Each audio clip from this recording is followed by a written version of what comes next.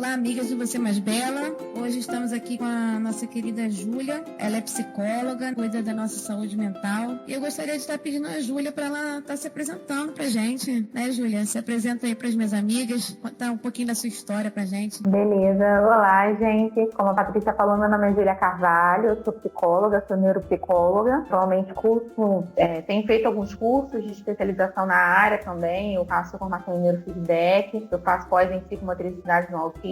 Eu trabalho com... A maior parte do meu trabalho é feito com crianças, né, em diversas demandas, mas eu também atendo adultos, né, adultos, adolescentes, mas o foco do meu atendimento é infantil. Eu sou formada pela Estácio, né, de Niterói, no Rio de Janeiro, desde 2017. E desde então eu venho, né, me especializando entre cursos e formações, enfim, a gente nunca pode parar para tentar aprimorar, né, cada vez mais o trabalho, porque as demandas elas crescem e tudo muda, né, muito o tempo todo. A ciência muda muito o tempo todo. Então eu tenho buscado me atualizar ao máximo para conseguir oferecer, né, não só um serviço melhor, mas ajudar, né, cada vez melhor as pessoas que me procuram, né, direta ou indiretamente. Bom, como eu falei, né, o foco do meu atendimento ele é infantil. Trabalho muito com criança, tanto com reabilitação neuropsicológica quanto na própria psicoterapia. Trabalho muito com orientação de pais, né, orientando os pais e educadores em escolas para trabalhar com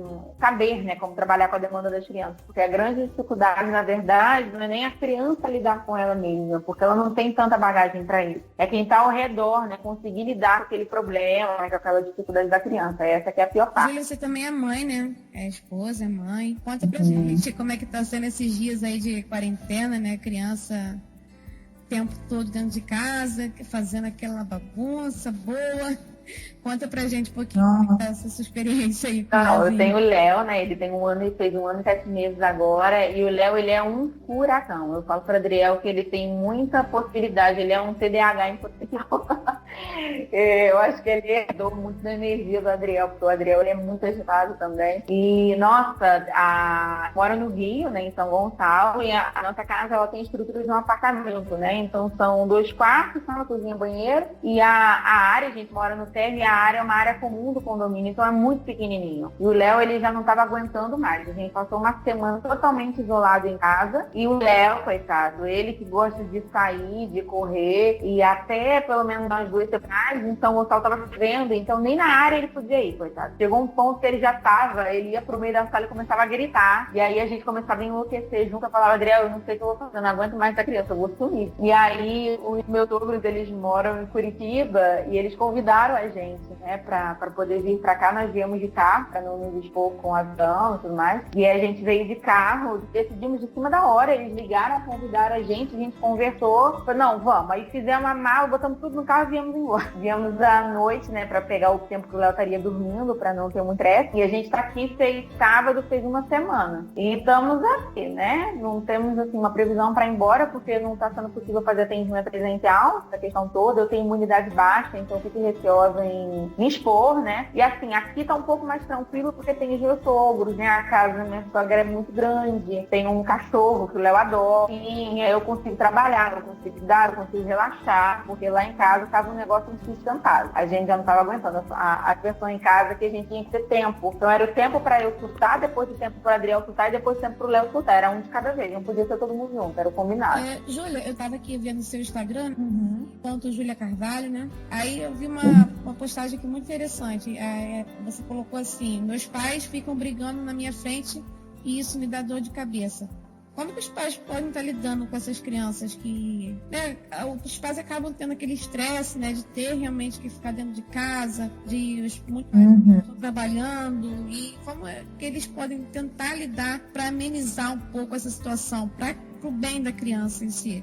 O que os pais eles podem estar fazendo para perceber um pouco isso, no jeito assim, da criança, né? Como ela começa a reclamar um pouco das coisas, como é que os pais podem se atentar para isso? Que que o cotidiano ali de briga, de estresse e tal, afetando um pouco. Na verdade, assim, é uma observação que os pais precisam ter, não só voltar para a criança, né, mas para a saúde da família toda. Porque é muito complicado. É um momento que mexe com as emoções, os pensamentos, as crenças de todo mundo. E os pais precisam, a gente tem muito isso, né, que a gente foca demais na criança. Quem é pai e mãe tem muito isso. Mas a gente precisa se lembrar também que a gente também tem uma saúde mental que a gente precisa manter. Não só pelo bem da criança, mas por nós mesmos, né? E pela família, de uma forma mais coletiva. Então, eu acho, eu tenho feito até algumas lives no meu Instagram, há uma semana, eu acho que eu fiz uma falando sobre essa questão, né? Como lidar com o estresse no dia a dia e tudo mais. Que a grande questão é a gente perceber, a gente enquanto adulto perceber como que a gente tá. O que acontece é que eu falo muito isso com meus pacientes, que a gente leva às vezes uma vida muito seca pagodinho, né? Deixa a vida me levar e a gente vai achando até que tem uma hora que a bomba estoura e que a gente vai perceber que a gente não tá legal. Então a grande questão é a gente perceber o caminho, né? Quando que você não está ficando legal? Quando você perceber que você está tendo pensamentos mais negativos, quando você perceber que você está ficando mais irritado.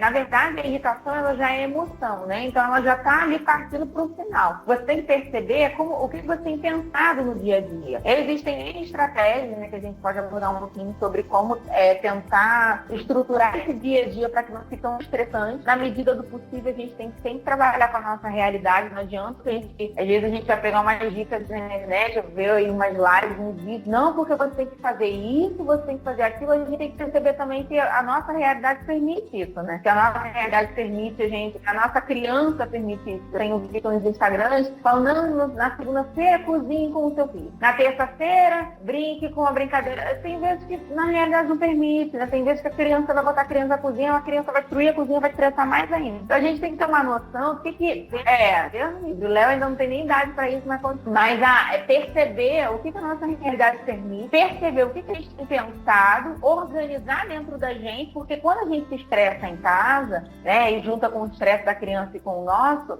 aquilo ali já é o produto final da situação, mas isso foi construído dentro da gente. Então perceber como é que a gente está, o que a gente está pensando, quando você não está muito legal, tem que ter uma concordância entre os dois, né? As crianças e as famílias onde a mãe e o pai convivem juntos em casa, né, ainda são casados, ainda, como se fosse a separação fizesse parte do processo, né? Mas porque a gente sabe que a realidade hoje tem muitas crianças com dificuldades em que os pais são separados, né? Então, assim, nas famílias onde os pais vivem juntos, tem que haver uma comunicação. A comunicação nesse momento ela é imprescindível, né? Por exemplo, quando você perceber que você não está muito legal, chega para o seu marido e fala, olha, hoje eu não estou muito legal, não estou muito bem, eu preciso que você me ajude. Você ou fica mais com o meu filho, ou me deixa pelo menos um tempo para eu conseguir respirar e tudo mais, ou então que você me ajude a conseguir manter o equilíbrio. É o que eu falei na brincadeira antes, né? Mas que é real, a questão do surto, né? Eu e a Adriel, a gente combina. Então, no dia que eu não tô muito legal, eu falo, amor, hoje eu não tô bem, não. Segura as pontas aí, porque senão não vai dar certo. E aí ele fica mais com o Léo. Quando o Léo começa a estressar demais, ele distrai. E com ele é a mesma coisa. Então, a comunicação é muito importante para você perceber quando que a gente não tá muito bem, ou pra gente ir equilibrando, né? Lidando ali com as adversidades que vão aparecer muito mais agora. Isso é uma coisa real, porque a gente tá muito em casa. Então, a gente tá muito mais focado naquilo ali, né? E entra toda uma questão de preocupação com feira, com questão de saúde, com familiares, enfim. Mas a grande chave é a gente perceber primeiro dentro da gente, como que a gente não tá bem, né? Como que a gente tá, para que não exploda, né?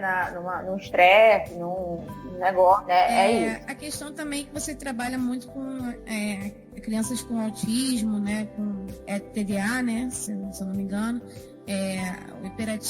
Hiperatividade, perdão. E assim, como que as mães podem estar lidando nessa época assim de quarentena, né? Muitas crianças, elas geralmente frequentam já os colégios, né? Já tem aquela rotina, né, de aula, tal, de ir no parquinho, brincar, extravasar. E agora nessa época foi um pouco bloqueada, né? Como as mães nessa época assim podem estar lidando mais com essa situação, para também não ficarem sobrecarregadas um pouco nessa época? Então, são várias questões, né? Por exemplo, crianças que já estão em fase escolar, né? Bem ou mal, as mães dividem esse tempo com a escola, a criança passa mais tempo na escola, então a mãe tem a tranquilidade de poder trabalhar, fazer as coisas em casa, né? Que nesse momento não é possível. E também tem muito uma questão, principalmente, né? Voltando agora para as crianças com transtornos, né? Com seus déficits, muitas delas fazem terapia, né? E nesse momento a terapia fica um pouco prejudicada. Muitos profissionais, eles fazem atendimento online, online, né, com criança, isso é muito complicado fazer, tem criança que não dá para fazer, e aí muitos profissionais têm trabalhado com a questão da orientação. O que eu posso dar de dica nesse momento para mães com crianças com essas demandas, né, que tem algum tipo de déficit? Não adianta a gente tentar abraçar um que foge um pouco do padrão da normalidade das outras crianças. Nesse momento, primeiramente, né, como eu falei, é tentar cuidar da sua saúde mental primeiro, se a gente não estiver bem, o resto não fica. Então, cuidar de você primeiro. E com relação à criança, por exemplo, as escolas que têm trabalhado, fornecido as atividades, né, de aulas online, enfim. Primeiro de tudo, é tentar manter uma rotina. A rotina ela é extremamente importante para qualquer criança, principalmente para TDAH, para crianças que têm dificuldade com controle inibitório, como autismo, como TDAH, como TOD, né, que é as explosivas e tudo mais. A rotina, ela é imprescindível, porque a criança sem rotina, ela fica perdida. Então, a rotina faz com que ela consiga, pelo menos, se organizar, porque o transtorno, ela dificulta essa organização mental da criança. Sei que é uma questão difícil, porque a gente, em casa, é uma coisa que a gente não se preparou, né? Então, a gente acaba tendo dificuldade em estabelecer a nossa própria rotina. Mas é uma atenção que a gente precisa ter, porque a gente precisa entender que o que influencia na criança volta pra gente. Se uma criança sem rotina fica desestabilizada e desestabiliza o resto da família, né? Então, o primeiro de tudo é você montar uma rotina, ter uma rotina. E dentro daquela rotina, a criança tem que ter o tempo de estudar, né? Aí entra também uma questão de você observar os limites da criança seu. Não adianta a gente tentar ser aquela mãe perfeitinha que vai fazer com que aquela criança absorva todo o conteúdo daquilo. Tem que ir até onde você pode, né? Eu recebi um áudio muito engraçado, minha sogra me encaminhou um áudio de uma amiga dela, parece, falando, olha, eu dei alta, dei férias para meus filhos aqui em casa, eu não aguento mais, eu não consigo, não dou conta de ser professora, essas crianças na frente, estão me estressando. É uma coisa real, né? A gente vai muito para aquela ideia utópica. Então, assim, você tem que ir até onde você vai. E aí entra muito também na questão da criatividade, né? Poxa, meu filho, principalmente TDAH, que tem dificuldade de conseguir manter a atenção, manter o foco. E aí, poxa, na escola ele estava conseguindo e tal, chega em casa, eu não consigo colocar ele para aprender. O professor, bem ou mal, tem a sua didática, né? A sua forma de orientar aquela criança, que às vezes o pai e a mãe não tem, porque não estudou para isso, né? Enfim. Então, a dica, assim, é ir até onde você pode. Poxa, eu vou tentar usar da criatividade, tornar isso aqui o mais prazeroso, o mais divertido, o mais interessante possível pro meu filho. Mas tá vendo que não tá rendendo, que ele não tá conseguindo, vale a pena você ficar se estressando e pra tentar encaixar ele dentro de um padrão ali, não adianta. Mas fácil você respira fundo e vamos tentar amanhã, e vamos tentar de um jeito diferente, ou então deixa pra lá. Mas voltando, né, pra ordem que eu tava seguindo, a rotina ela é fundamental, né? A paciência, primeiro de tudo, mas se você não cuidar de você não vai ter tempo. É entender de que você não tem que se encaixar naquele modelo das mães blogueiras aí que a gente vê, que dão conta de tudo e que os filhos conseguem fazer tudo. No final do dia tem tempo para descansar, ver uma série enquanto a criança está dormindo. A gente sabe que essa não é a realidade. Então, não te ver em que modelo que você está tentando se encaixar, onde você está se espelhando. Se é naquela realidade imaginária de tudo muito perfeito, tudo muito bonito, ou num negócio real, né? Porque a gente não tem que dar conta de tudo. Os filhos, cada dia eles estão diferentes, cada dia eles têm uma demanda diferente. Então não adianta a gente achar que todo dia vai ser aquela mesma coisa, todo dia você vai conseguir dar conta. A rotina, ela ajuda a criança a se organizar, você se organizar. Então tem estabelecido o que vai ser feito naquele dia, né? Poxa, eu quero hoje fazer com meu filho uma brincadeira nova, mas também quero fazer uma receita de bolo nova, ou sei lá, uma receita nova pra gente aqui em casa. Será que você vai dar conta de fazer um jantar diferente, uma brincadeira diferente? Escolhe um só e faz um só no dia, né? A questão é você ir até onde você pode. A gente às vezes quer abraçar muito com as pernas, quer fazer tudo muito bonito, tudo muito perfeito, não dá. Não tem condições. Então, é manter a rotina, ter a paciência, entender que para eles esse é um momento também difícil. Essa é uma dificuldade que muitos pais têm. Acabam se estressando com a criança e torna tudo muito mais difícil. É difícil pra gente, também é difícil para eles. A gente tem as nossas preocupações financeiras, de saúde, enfim, que são preocupações de adultos. Mas para eles também é ruim não poder sair, não poder brincar, não poder ver outra. Inclusive, é um post que tá para ir no ar no meu Instagram. Criança também se estressa. Só que a gente acha que estresse é uma coisa particular e exclusiva do adulto, né? Quando na verdade não é. Criança também. As crianças, elas percebem isso, né? O estresse que está em volta delas, elas acabam como se fosse uma esponja, né? Absorvendo isso tudo dentro delas. Elas estão acostumadas com essa rotina de todo mundo dentro de casa o tempo todo, né? mal bem um outro sai para trabalhar, depois volta, ou às vezes o pai só chega em casa de noite, né? Isso é tudo novo para elas também, exatamente. né? E criança, ela tem uma energia diferente do adulto. Ela tem uma quantidade de energia que ela precisa queimar aquilo no dia, né? Então, antes ela estava acostumada a correr no parque, correr na escola, conversar com os amigos, sair, voltar, mesmo que não sejam crianças em fase de escola, mas elas estavam acostumadas com uma liberdade que agora elas não estão tendo. Então, fica ali uma energia acumulada que eles precisam queimar. E a gente precisa entender isso. E aí entra também uma questão de você gerenciar essa energia em casa. Por exemplo, né? Hoje a gente veio aqui pra casa da minha sogra, então acaba que fica um pouco mais tranquilo. O Léo é engraçado porque ele tem... A gente tá num ambiente diferente, mas ele continua tendo a rotina dele. Então eles jantam aqui no horário específico, então a gente janta, e aí ele toma banho e ele vai deitar na cama com os meus sogros pra ver desenho, até mais ou menos da hora de dormir. Depois ele mesmo já fica com sono, ele já quer descer, vem eu dou mamar e ele já dorme. Mas a gente precisa entender que essas crianças precisam gerenciar essa energia. Então lá em casa, como eu falei, que era uma casa pequena, o que eu fazia todo dia, assim, quando começava a cair a noite antes da janta, eu corria com o Léo no quintal. Eu ia pra área em comum do condomínio, que era estacionamento, e eu ficava brincando de esconder com ele. Ele corria, brincava, ria, dava hora de dormir e pronto, ele já tinha gastado aquela energia. E a gente também precisa entender que a gente não pode encher mais essa criança de energia. Por exemplo, crianças que têm dificuldade, autismo, TDAH, que têm dificuldade no controle inibitório, que tem a questão da impulsividade mais aflorada, a gente tem que perceber, por exemplo, com relação ao açúcar, que ele eleva o estado de alerta. Então às vezes dá pra ele se distrair, dá um biscoitinho, dá um docinho. Você tá enchendo mais essa criança de energia ainda. Uma hora ela vai ter que queimar essa energia. Vai ser como, né? Então uma coisa interessante que às vezes a gente não percebe. A gente tinha pensado nisso, mas eu vou fazer um post também sobre isso. É com relação à ingestão de açúcar. Aqui, por exemplo, a gente comprou pra tomar,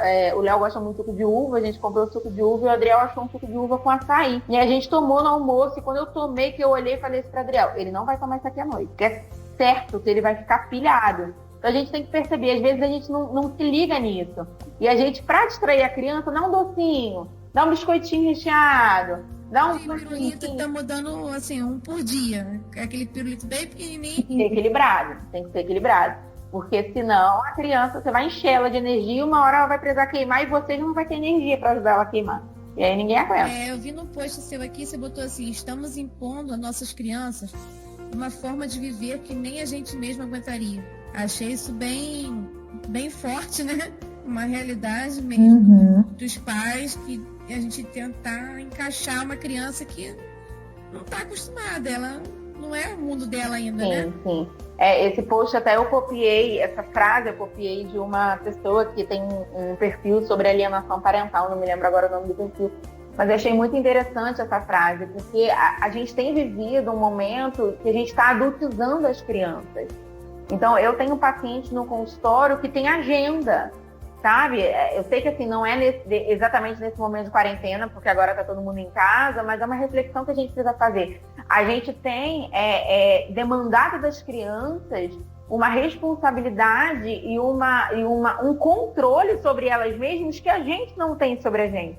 Então a gente fala para a criança que ela não pode chorar quando ela fica frustrada, mas a gente, quando se frustra, às vezes a gente chora, né? A gente fala para a criança que ela não pode se irritar, mas a gente, quando fica irritada, a gente quer socar uma pessoa, né? Sabe, assim, de uma forma bem bruta falando. Então, por que a gente... E a gente tem o controle, porque a gente tem maturidade cerebral, a gente tem maturidade neurológica, a gente tem repertório comportamental, a gente tem experiência, a gente tem tudo que a criança não tem. Então, por que a gente fica demandando deles um modo de ser e de funcionamento que eles não têm que ter, sabe? Então, a gente vê, por exemplo, crianças que têm... de manhã vai para a escola, aí chega de tarde tem reforço, aí mais no fim da tarde tem balé, aí à noite tem inglês, aí no dia seguinte tem luta, no outra... Gente, que momento que essa criança vai ficar e viver a vida dela, assim, de criança, sabe? Ou então a gente chega para uma criança, é uma coisa que eu falo muito, né, com o meu marido sobre isso, e eu me policio muito, porque esse modelo é uma coisa aprendida. A gente exercita com nossos filhos aquele modelo que a gente aprendeu.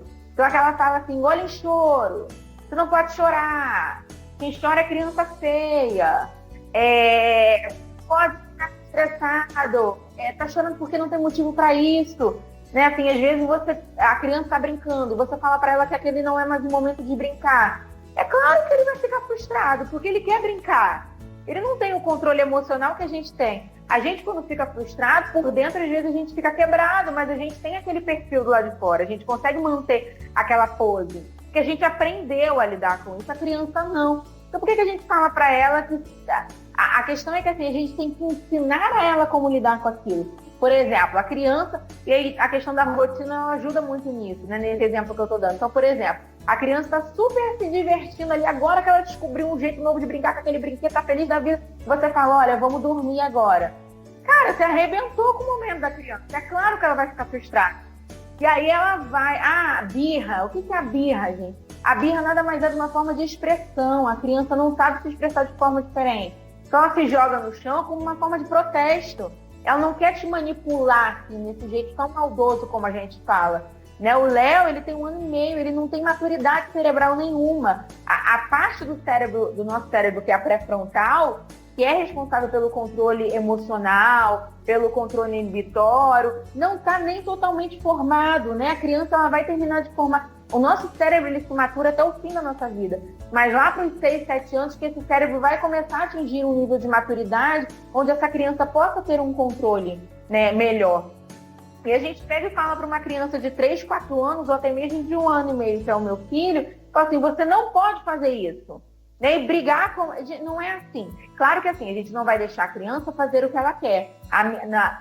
O limite que a gente vai impor é ela, o que ela pode e o que ela não pode fazer. Mas a questão é que a gente recrimina demais, sabe? A gente pega e fala que aquela criança é feia. Olha o tipo de crença sobre ela que você está fazendo com que ela desenvolva. Né? Isso, ninguém gosta de criança assim. Ela vai aprender o quê? Ela vai aprender que ela tem que somente reprimir dela, que ela não pode colocar para fora. E na verdade não é isso. Ela tem que aprender a lidar com aquilo. Então uma forma muito legal de você lidar, por exemplo, com essa questão de birra, né? E até mesmo com relação à questão desse descontrole emocional das crianças, é você fornecer a ela opções. Então, ao invés de você chegar na hora e falar assim, guarda tudo agora e acabou. Você não vai mais brincar, tá na hora de dormir, ponto final. Né? Você pode chegar para ela e falar assim, olha, daqui a 15 minutos a gente vai dormir, tá? Você quer começar a guardar agora ou você quer brincar mais um pouquinho? Eu quero brincar. Deixa ela brincar mais 15 minutinhos. Deixa ela ter o direito de escolha. Você não deixa de ter autoridade, mas ela se sente sendo parte da situação. Né? E é não aquela coisa imposta, tão negativa. Porque pensa com a gente, é legal quando a pessoa chega assim, você está no computador, por exemplo, e o seu marido chega para você e fala assim, você tem que sair daí agora que eu vou usar. Cara, não é legal. É muito mais confortável e você não se sente muito mais acolhido quando ele chega e fala assim, olha, eu preciso usar o computador em 15 minutos, você pode liberar para mim? Ok, eu vou me organizar para liberar aquilo em 15 minutos.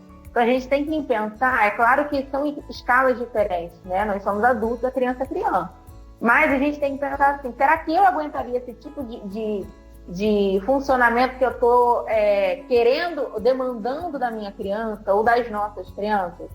Será que esse negócio de engolir o choro, ser sempre certinho, de não poder chorar e ter aquele compromisso e aquela responsabilidade tão fechadinha com a agenda e tudo mais, será que a gente aguentaria isso? É uma coisa que a gente precisa fazer com constância antes da gente demandar isso da criança, né? É verdade. E, Júlia, falando disso tudo, né, sempre sobre as crianças, e tem aqui uma pergunta também interessante do seu Instagram, quem cuida de quem cuida? Fica essa pergunta no ar. Responde pra gente, quem cuida das mães, quem cuida, às vezes, do pai, né, que tem que ficar em casa com as crianças, né, revezando com a mãe, quem vai cuidar de quem cuida? Você pode estar falando um pouquinho pra gente? É uma reflexão importante, né? Porque é aquilo, a gente está sempre disposto a cuidar, a gente está sempre disposto para o outro, mas a gente esquece que a gente também é um ser humano, né? Não é só a criança que necessita de cuidado. A gente vê muito, né? A gente acaba falando mais de mãe, porque eu e você, gente, nós somos mães, né? Nós somos mulheres, e a gente vê muito, assim, um modelo muito instituído, muito rígido em cima da mulher na sociedade, né? A gente ouve muito, a mulher tem que cuidar do marido, a mulher tem que cuidar da casa, a mulher tem que cuidar de si, não, e você não pode cuidar. Eu vi um post esses dias falando com uma pessoa, né, compartilhando assim, mulheres, cuidado para não se embarangar nessa quarentena. Tá, mas assim, olha de tanta coisa que a gente tem que dar conta. A gente tem que dar conta do filho, a gente tem que dar conta do marido, a gente tem que dar conta do marido quando ele não dá conta do filho, e a gente tem que dar conta da casa, e dentro disso a gente também tem que dar conta da gente, e das nossas questões pessoais, das nossas preocupações quanto pessoa. das nossas questões emocionais. Então, é uma reflexão que a gente precisa fazer, porque senão a gente a gente entra nesse modelo, e na verdade a gente não cabe ali, só que a gente vai se ferindo para entrar dentro dele. É como se você fosse colocar um sapatinho lá da Cinderela, você vai colocar o sapatinho, o sapato não cabe, mas você quer que ele caiba, ou alguém te diz que ele tem que caber, e você começa a se cortar para entrar naquilo ali, quando na verdade não existe essa necessidade. Então, quem cuida de quem cuida, na verdade, somos nós mesmos, né? E os profissionais que estão aí para ajudar, né? Quem cuida de quem cuida também é a cumplicidade, né, entre o casal, entre a família. Então, é o que eu falei da questão do diálogo, é eu expressar para o meu cônjuge quando eu não estou muito legal, que eu preciso também de ajuda, e entender que o outro tem limitação. Então, nesse momento, é um cuidando do outro, né? Não é o marido deixando a esposa com todas as responsabilidades, nem vice-versa, é dividindo. Então, por exemplo, eu tenho trabalhado home office e o Adriel, ele tem trabalhado também da forma dele, mas o Adriel trabalha muito com panificação natural. Então, ele tem feito muito pão, né, pra gente aqui. É uma forma também laborativa para ele se distrair, para ele ocupar a mente e tudo mais. Então, a gente conversa. Então, quando eu, por exemplo, eu tenho que trabalhar num dia que eu tenho supervisão, a tarde toda, ou algum horário do dia, né? Eu falo com ele antes, eu falo, amor, olha, amanhã eu tenho supervisão de tal hora, eu vou precisar que você fique com o Léo. Ele, eu tava programando para fazer com esse horário, mas beleza, eu vou reorganizar. E aí, da mesma forma, ele chega para mim e fala assim, amor, eu preciso manipular o pão de tal hora, eu vou ter que fazer determinada coisa, esse horário, eu preciso que você fique com o Léo, eu preciso que você me ajude. E, não, beleza, eu me organizo, eu estava programando isso daqui para esse horário, mas eu mudo, né? Então, assim, tem que ter uma cumplicidade, é um cuidando do outro, é a gente cuidando da gente, como eu falei, né? A gente não pode esquecer que a gente é mulher, que a gente é pessoa, então a gente tem que cuidar disso, mas também cuidar da gente, tanto para você, seja ele, independente se esse tempo seja 1 hora para você dormir, ou seja, o tempo de você tomar um banho longo no chuveiro, na água quente, sentar no box e ficar lá refletindo, respirando, pensando, fazendo uma hidratação no cabelo. A gente precisa organizar, né? É o que eu falei, a rotina acaba ajudando isso. Porque senão a gente acaba demandando para todo mundo e não sobra nada da gente para a gente mesmo. Então, a gente tem que cuidar da gente em primeiro lugar e, à medida que você puder, né, lançar mão de artifícios para conseguir te ajudar nesse momento, se você achar que você não está dando conta. Então, se você já tem o seu terapeuta, né, continue a sua terapia de forma online. A maioria está fazendo dessa forma, porque é muito importante nesse momento. É um momento de instabilidade emocional para todo mundo, não é só para a gente enquanto pessoa, mas o próprio psicólogo, para quem não sabe, a gente também faz a nossa terapia. Então, nesse momento, se a gente não estiver também com a nossa terapia em dia, a gente não dá conta, né, dessa demanda tão grande que tem vindo para a gente. E, assim, uma dica, né, eu sei que tem muita gente, nesse momento de instabilidade financeira, tem muita gente que não tem realmente condição de custear. E existem canais, existem profissionais que estão fazendo isso de forma gratuita. Né? Não sei de qual forma que a gente pode fazer isso, mas eu vou ver se eu consigo colocar isso lá no story do meu Instagram. Mas existe um canal, é tipo uma inscrição que está sendo feita, onde profissionais que têm a disponibilidade do WhatsApp, então tem diversos profissionais que estão assim, organizando alguns horários para fazer atendimento de forma gratuita, e você pode, né, aderir isso, você pode procurar e fazer parte, porque é uma coisa muito importante nesse momento. A gente não pode deixar, como eu falei, Zeca Pagodinho, sabe? Deixa a vida me levar. Eu tenho que parar e prestar atenção no que está acontecendo, cuidar de mim da forma como eu posso, contar com o meu outro que está em casa para me ajudar, um cuidando do outro, né? Essa cumplicidade que faz com que não fique pesado para os dois, mas também, à medida do que eu posso, cuidar de mim. Então, se nesse momento você tem essa oportunidade, né, ou de continuar o seu atendimento, ou de fazer um atendimento de forma gratuita, lance mão disso, né? Porque eu tenho falado sobre isso, que esse momento de pandemia é uma tempestade, ela vai passar. E como é que a gente vai estar quando ela acabar, sabe? Que bagagem que a gente vai levar disso tudo? A gente tem que buscar estar o melhor possível, né? Porque a gente tem que entender que a gente não tem que sobreviver só à pandemia. A gente vai ter que sobreviver depois também.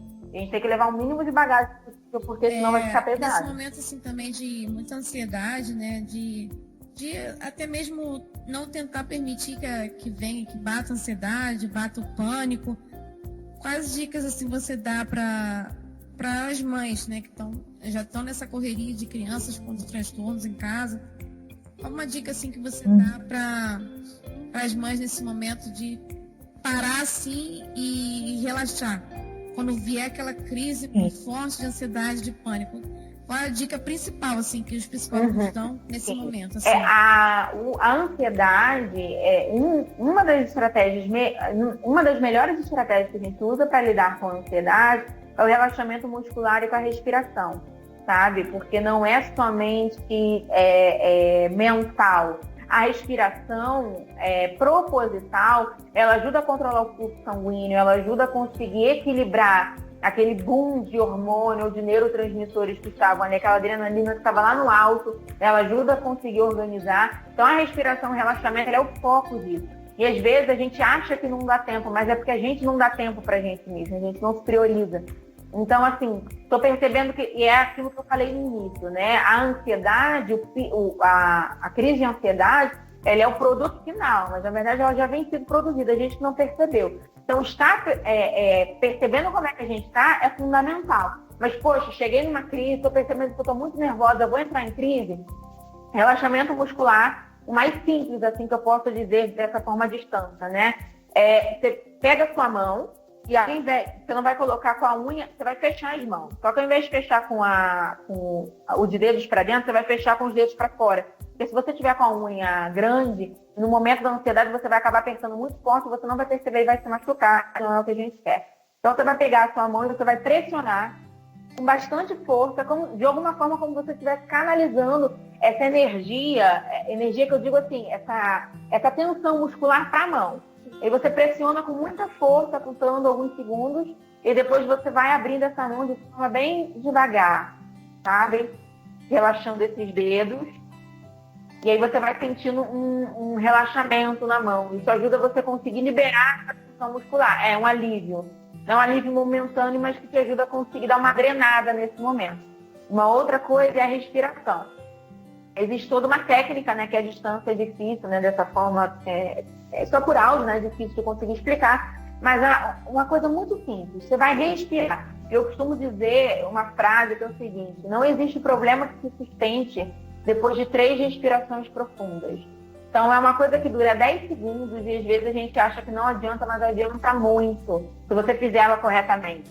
Então você vai inspirar pelo nariz, contando 6 segundos, profundamente, segura o ar por 3 segundos e solta lentamente pela boca, contando 6 segundos. Se você fizer isso 3 vezes, pelo menos, você vai ver que isso vai dar uma grande diferença. Aquele estresse que estava no auge, ele já não está mais ali. Ele já está bem reduzido. Porque o estresse, ele vem pela adrenalina, noradrenalina. Então, tudo aquilo que estava lá no alto, você dá uma equilibrada. O seu corpo relaxa, sua mente, ela desacelera.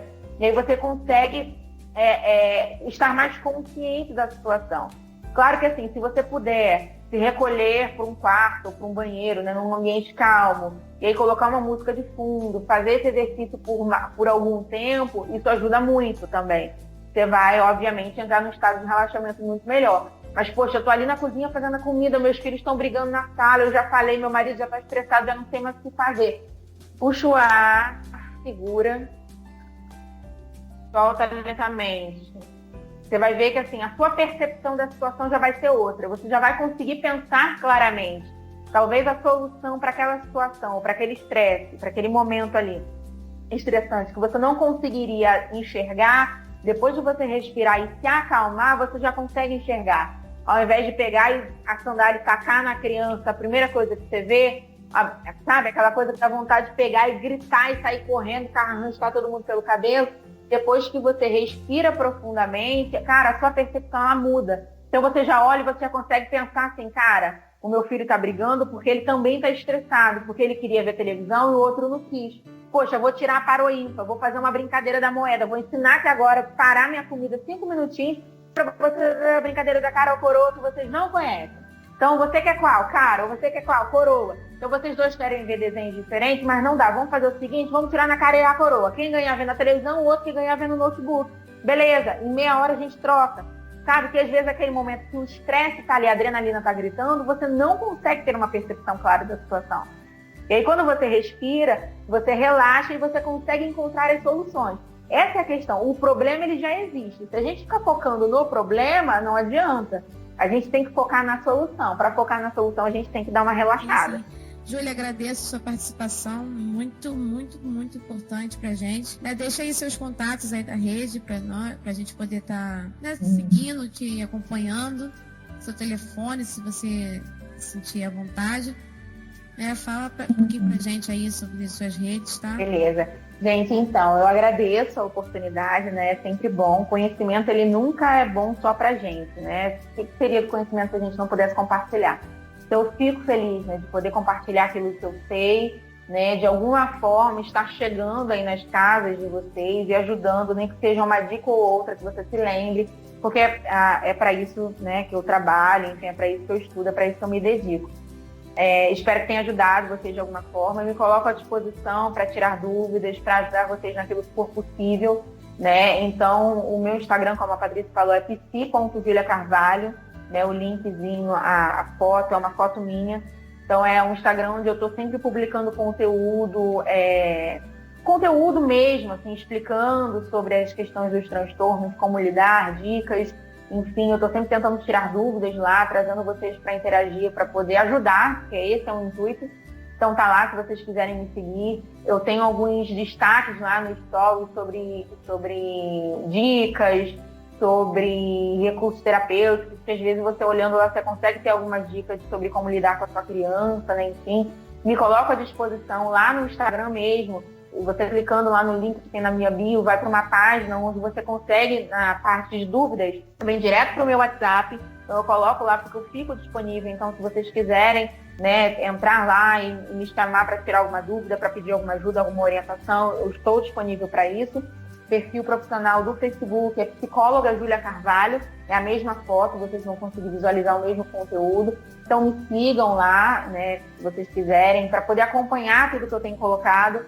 Espero que ajude vocês de alguma forma. Como eu falei, o meu WhatsApp está lá no link do Instagram, mas eu vou deixar aqui de qualquer forma, quem não tem Instagram, enfim. Então o DDD é 21, é 97259-5733, esse é o meu Instagram pessoal, meu WhatsApp pessoal. Então, estou à disposição para o que eu puder ajudar, né, para aquilo que for possível. Espero que tenha ajudado vocês, espero que tenha sido útil. E é isso aí, agradeço pela oportunidade. Te agradeço de coração, imensamente pelo carinho, por ter aceito esse convite de estar aqui com a gente hoje. E é isso, minhas amigas.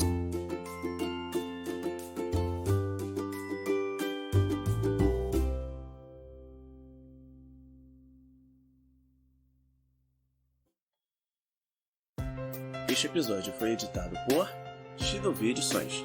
Contatos na descrição desse episódio.